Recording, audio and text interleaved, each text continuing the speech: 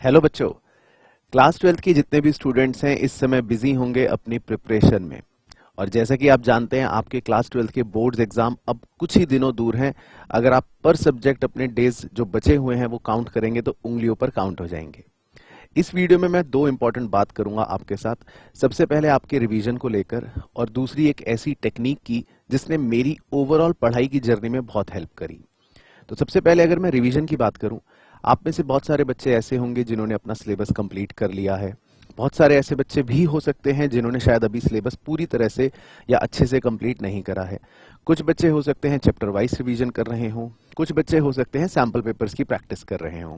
तो मैं आपको बता देता हूं बच्चों कि अगर आपने सिलेबस अभी तक कंप्लीट नहीं करा है तो सबसे पहला फोकस तो आपको उसी पर करना है।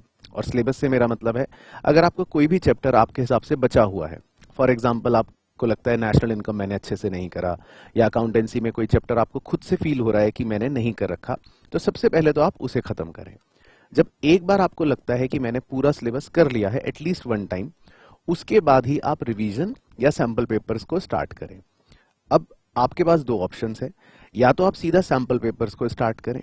अगर आप सैम्पल पेपर्स के थ्रू ही रिवीजन कर रहे हैं तो उसकी तरकीब क्या है कि आप अगर एक सैम्पल पेपर सॉल्व करें तो उसको सॉल्व करते करते कुछ क्वेश्चंस आपसे इजीली हो जाएंगे, कुछ क्वेश्चंस में आप फंसोगे या गलत होंगे। तो जिन क्वेश्चंस में आप फंसो या आप गलत करो तो उन क्वेश्चंस के सॉल्यूशंस को देखकर फिर आप वहीं पर लर्निंग लो कि क्या गलती करी और किस तरह से उसको सही करना है। तो इस तरीके से आप धीरे धीरे 4, 5, 10 पेपर्स करते करते ऑटोमेटिकली उन क्वेश्चंस या उन चैप्टर्स को कवर कर लोगे जो आपके शायद वीक हैं। दूसरा तरीका यह है कि पहले आप पूरे सिलेबस को एक बार दोबारा से रिवाइज करो। और रिवाइज करने के लिए हमेशा ध्यान रखना, आपको सब कुछ 100% नहीं करना होता, क्योंकि उतना आपके पास लॉजिकली टाइम भी नहीं है। आपको क्या करना है, अगर अकाउंटेंसी है तो कॉन्सेप्ट्स रीड करने हैं, इकोनॉमिक्स है तो सिर्फ मेन पॉइंट्स को गो थ्रू करना है, कुछ इंपॉर्टेंट डायग्राम्स या शेड्यूल्स या फॉर्मूलेज हैं उन्हें लर्न करना है।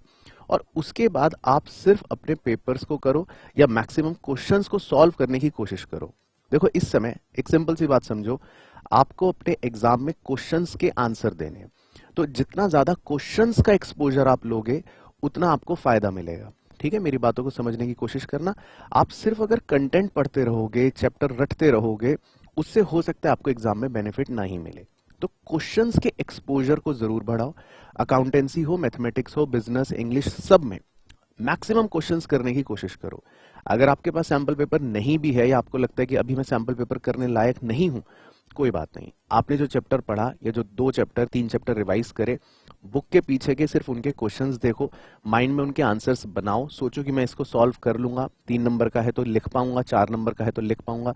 अगर आपको लगता है कि नहीं मिल रहा आंसर या मैं नहीं लिख पाऊंगा, तब उसके सॉल्यूशन को चेक करो या कंटेंट में जाके फिर बनाओ कि किस तरह से 3 या 4 नंबर में मैं अपने आंसर को लिख पाऊंगा। मतलब आपको अब थोड़ी सी अपनी अप्रोच को लर्निंग से ऊपर ले जाकर क्वेश्चन एंड आंसर फॉर्मेट की तरफ पुश करनी चाहिए। ठीक है ना? तो ये चीज है आपके अभी के रिवीजन के लिए या सैंपल पेपर्स अगर कर रहे हो तो उसके लिए। अब आता हूं दूसरी चीज पर जिसके लिए मैंने ये वीडियो बनाई, मेन चीज। अब एक ऐसी चीज मैं आपके साथ डिस्कस करूंगा जो वैसे तो मैं एनुअल प्रिपरेशन की स्टार्टिंग में भी बोलता हूं, शायद कई बच्चों को याद हो। अकाउंटेंसी में स्पेशली मैंने बताया था कि एक मिस्टेक रजिस्टर करके हम लोग प्रिपेयर करते हैं, राइट?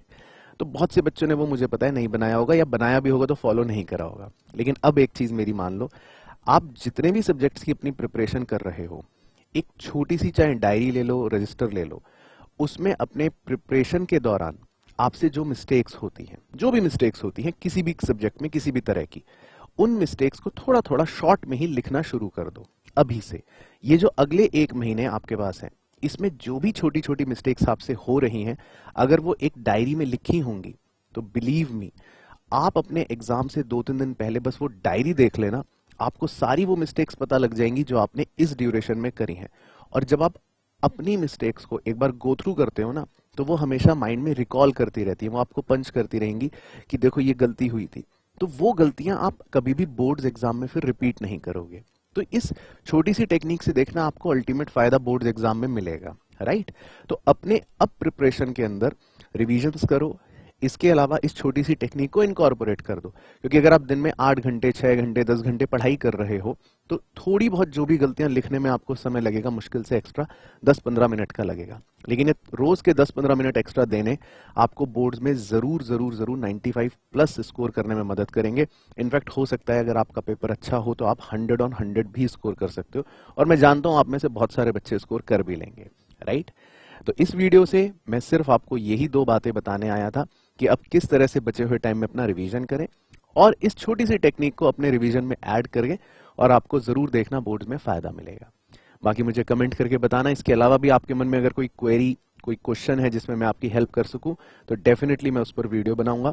और बाकी अपनी हम तैयारी तो करेंगे ही जिस तरह से पेपर्स कर रहे हैं, और बहुत जल्दी मैं इंपॉर्टेंट क्वेश्चंस भी आपके साथ लाइव क्लासेस में डिस्कस करूंगा। ठीक है, तो अपनी तैयारी करते रहें। All the very very best, और मिलते हैं आपसे बहुत जल्दी अपनी नेक्स्ट वीडियो में।